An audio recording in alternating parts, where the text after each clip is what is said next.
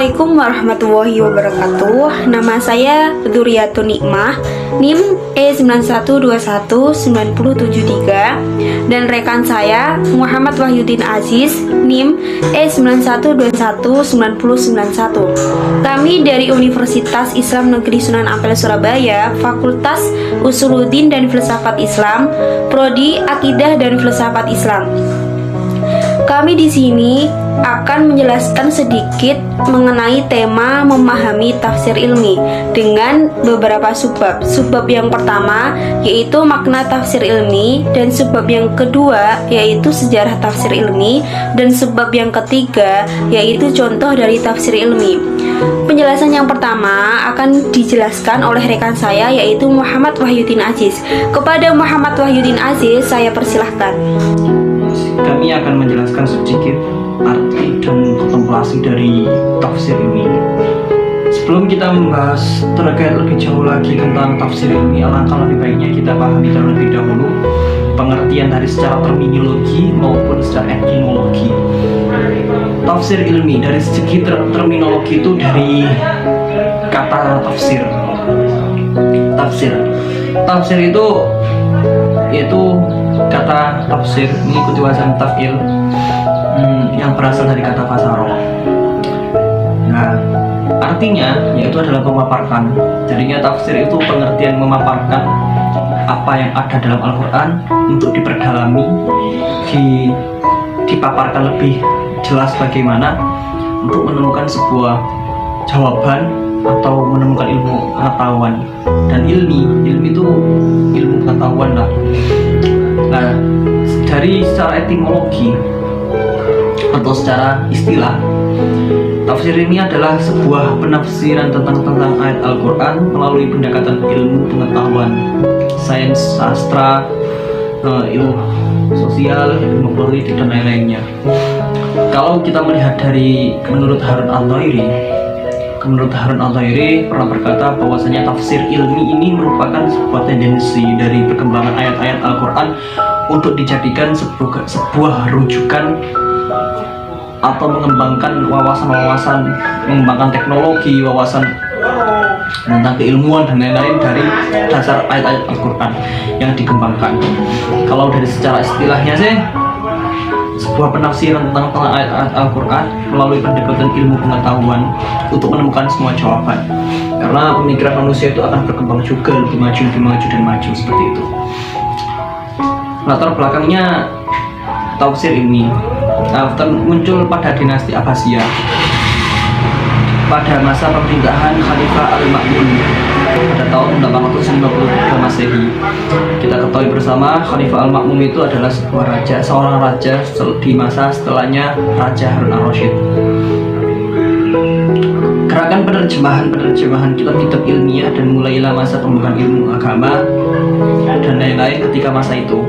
Jadinya di masa itu pengembangan wawasan, pengembangan teknologi, pembukuan wawasan keilmuan itu di masa itu. Dan jika kita melihat dari sejarah peradaban Islam, bahwasanya perkembangan ilmu agama dan lain-lain ketika masa itu. Jadinya di masa itu pengembangan wawasan, pengembangan teknologi, pembukuan wawasan keilmuan itu di masa itu. Dan jika kita melihat dari sejarah peradaban Islam, bahwasanya perkembangan keilmuan atau kemajuan Islam pada waktu itu memang kemajuan besar-besarnya itu pada masa zaman Abbasiyah seperti itu. Nah, pada masa ini perkembangan yang semakin luas karena adanya tafsir ilmi tadi, mulai pembukuan, penerjemahan tafsir mengembangkan potensial keagamaan Islam pada waktu itu, sehingga Islam mencapai peradaban yang paling mulia, yang tinggi sebagai pusat kebudayaan dan ilmu pengetahuan dunia seperti itu. Nah, selanjutnya penjelasan yang lebih panjang lagi akan disampaikan oleh rekan saya, yaitu rekanita Duriatun Nikmah. Oke, seperti yang sudah dijelaskan oleh rekan saya, jadi dalam latar belakang lahirnya perkembangan tafsir ilmi, pastinya ada figur yang sangat kontroversial yang ikut serta berpartisipasi di dalamnya, seperti halnya tokoh-tokoh penggiat tafsir ilmi, dari pengarang kitab-kitab tafsir ilmi yang bercorak tafsir ilmi, dan tokoh-tokoh pengarang kitab-kitab tafsir yang berusaha menafsirkan ayat-ayat kauniyah dalam Al-Quran. Tokoh-tokoh penggiat tafsir ilmi dan pengarang kitab-kitab tafsir yang bercorak tafsir ilmi, seperti halnya Imam Al-Ghazali yang karyanya Ihya Ulumuddin dan Jawairul Al-Quran. Yang kedua yaitu tokoh Fakhruddin Ar-Razi yang karyanya Tafsir Al-Habir atau Mafatih Al-Ghaib.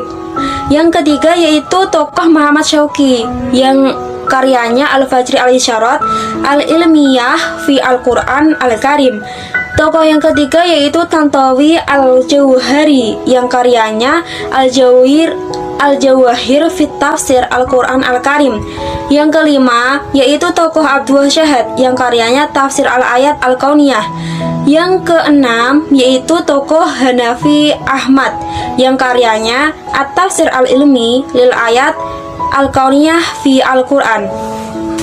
Dan tokoh-tokoh pengarang kitab-kitab tafsir yang berusaha menafsirkan ayat kauniyah dalam Al-Quran, sebenarnya ada banyak ya, tapi di sini disebutkan cuma beberapa tokoh saja, seperti halnya Al-Alamah Wahid Al-Din Al-Han yang karyanya kitab tafsirnya Al-Islam Yatahaddad. Yang kedua yaitu tokoh Muhammad Ahmad Al-Ghomarawi yang karyanya kitab tafsirnya Al-Islam fil Asar Al-Ilmu. Yang ketiga yaitu Amal Ad-Din Al-Fandi yang karyanya kitab tafsirnya Al-Ghidha wa Al-Dawa. Yang keempat yaitu Abdul Ar-Razzaq Nawiyal yang karyanya kitab tafsirnya Al-Quran wa Al-Ilmu Hadis. Oke, lanjut penjelasan contoh dari tafsir ilmi. Sebenarnya ada banyak contoh dari tafsir ilmi. Di sini kita mengambil contoh dari Quran surat Al-Baqarah ayat 61 yang berbunyi A'udzu billahi minasyaitonir rajim. Bismillahirrahmanirrahim. Wa idh qultum ya Musa lan nasbir ala ta'amin wahidin fad'u lana rabbaka yukhrij lana mimma tunbitul ardu min baqliha wa qisaiha wa fumiha wa adasiha wa basaliha. Qala atastabdiluna alladhi huwa adna billadhi huwa khair. Ihbitu misra fa inna lakum ma sa'altum. Wa duribat 'alaihimud dhillatu wal maskanatu wa ba'u bi ghadabin minallah. Dzalika bi annahum kanu yakfuruna bi ayatillahi wa yaqtuluna an-nabiyyina bi ghairil haqq.